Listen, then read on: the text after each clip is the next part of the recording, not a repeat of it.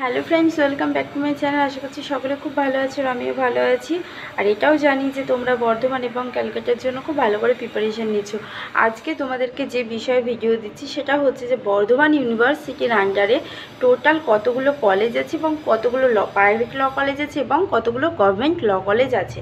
তো চলো শুরু করা যাক। প্রথমেই এটা জানাই যে আমরা সকলেই জানি যে আফটার গ্র্যাজুয়েশনের জন্য 3 ইয়ার্স এলএলবির জন্য বর্ধমান ইউনিভার্সিটি সবথেকে ভালো ইউনিভার্সিটি। তো সেই ক্ষেত্রে বর্ধমান ইউনিভার্সিটির আন্ডারে টোটাল 5টা ল কলেজ আছে। 5টা ল কলেজের মধ্যে 2টো ল কলেজ হচ্ছে গভর্নমেন্ট ল কলেজ এবং 3টে ল কলেজ হচ্ছে প্রাইভেট ল কলেজ।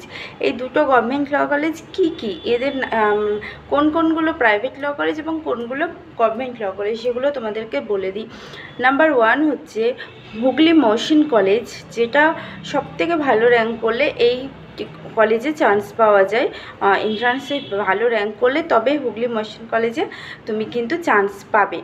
এবার হুগলি মহসিন কলেজ এবং 1 নম্বর এবং 2 নম্বর হচ্ছে নাম্বার 2, সেটা হচ্ছে ইউনিভার্সিটি অফ বর্ধমান, মানে বর্ধমান ইউনিভার্সিটির মেন ক্যাম্পাস।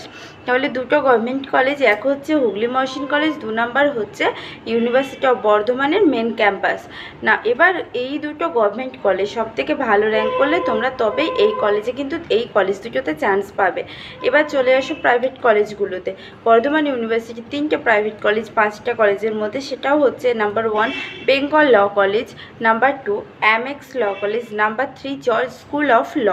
এবার এই বেঙ্গল ল কলেজ কোথায় অবস্থিত? আমরা সবাই কেন ম্যাক্সিমাম স্টুডেন্টস জানি যে বেঙ্গল ল কলেজ বোলপুরে অবস্থিত এবং জর্জ স্কুল অফ ল কলকাতার হুগলির মানে তোমার ওই খড়দার কাছাকাছি, ব্যারাকপুর খড়দার মাঝামাঝি একটা জায়গায় অবস্থিত। আর এমএক্স ল কলেজও সেম বোলপুরের কাছাকাছি আছে। তো আমি তোমাদেরকে বলবো যে সব প্রথমে যখন এন্ট্রান্স দেবে এবং এন্ট্রান্স দেওয়ার পর যখন তুমি দেখবে যে তুমি খুব ভালো র্যাঙ্ক করেছো, এবার র্যাঙ্ক করার জন্য তোমাকে কি করবে, তোমাকে হুগলি মহসিন কলেজ বা ডিপার্টমেন্ট অফ ইউনিভার্সিটির যে মেন ক্যাম্পাস সেখানে দেবে। এবং যখন দেখবে যে তুমি সরকারি কলেজে চান্স পাওনি কিন্তু প্রাইভেট কলেজে অ্যাডমিশনের জন্য এলিজিবল, তখন তোমাকে চুজ করতে দেবে এমএক্স বেঙ্গল নয় জর্জ স্কুল অফ ল।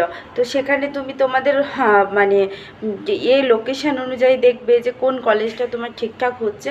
তো এইভাবে তোমরা কলেজগুলো চুজ করবে। এবার বর্ধমান ইউনিভার্সিটিতে এই প্রাইভেট কলেজে অ্যাডমিশন হতে গেলেও কিন্তু তোমাদের ভালো করে প্রিপারেশান নিতে হবে এবং এন্ট্রান্সে পাস করতে হবে। এন্ট্রান্সে যদি তোমরা পাস না করো তাহলে কিন্তু প্রাইভেট কলেজ এবং সরকারি কলেজ কোনোটাতেই তোমরা চান্স পাবে না। তো সেই জন্য বলবো যে অনেকে ভেবে থাকে যে বর্ধমান ইউনিভার্সিটি এবং ক্যালকাটা ইউনিভার্সিটিতে যদি মানে করি, এন্ট্রান্স দিই, হয়তো আমার অ্যাডমিশন নাও হতে পারে, বছর গ্যাপ যাবে, অনেক কিছু প্রবলেম থাকে। সমস্ত কিছু সলিউশনের জন্য আমার ডেসক্রিপশান বক্সে আমার ফোন নাম্বার দেওয়া আছে, এখানে কল করতে পারো। এবং সকলে ভালো থেকো, টাটা।